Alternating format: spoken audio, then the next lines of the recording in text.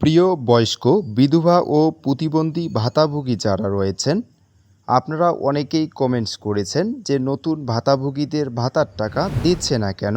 আমরা ভাতাভোগী হওয়া সত্ত্বেও আমাদেরকে ভাতার টাকা দিল না কেন? এবং আপনারা যারা অনেকেই ভাতার টাকা পাননি তারা অনেকেই অনেকভাবে মন্তব্য করতেছেন। আমাদের ভাতা কি বাদ পড়েছে, নাকি আমরা ভাতা পাওয়ার যোগ্য না?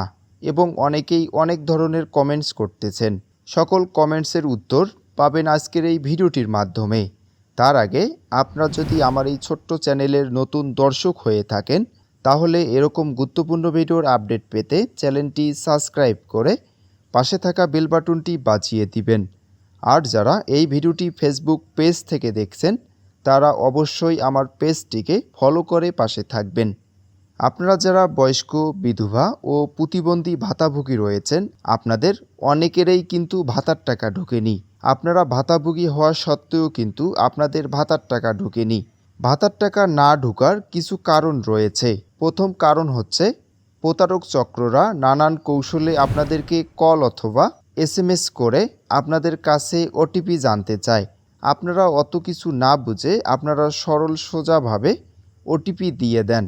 পরবর্তীতে আপনারা এটা বুঝতে না পেরে আপনারা দোষ করেন সমাজসেবা অফিসের, যে তারা আপনাদের ভাতার টাকাটা দিচ্ছে না কেন। এবং আপনারা যারা অ্যাকাউন্ট নাম্বার ভুল দিয়েছেন তাদের ভাতার টাকাও কিন্তু ঢুকেনি এবং অনেকজনেরই কিন্তু অ্যাকাউন্ট সাসপেন্ড করা হয়েছে। আপনারা যারা নানান সমস্যায় সম্মুখীন হচ্ছেন, আপনারা অতি দ্রুত সমাজসেবা অফিসে গিয়ে যোগাযোগ করবেন। আপনাদের সমস্যার কথা বলবেন, তারা আপনাদের সমস্যার কথা শুনে অবশ্যই আপনাদের সমস্যা সমাধান করে দিবে ইনশাআল্লাহ। ভাতা সম্পর্কিত সকল তথ্যের আপডেট সবার আগে পেতে আমার এই ছোট্ট চ্যানেলটি সাবস্ক্রাইব করে পাশে থাকা বেল বাটনটি বাজিয়ে দিন।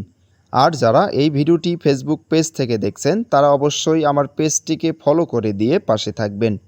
সবাই ভালো থাকবেন, সুস্থ থাকবেন। আল্লাহ হাফেজ।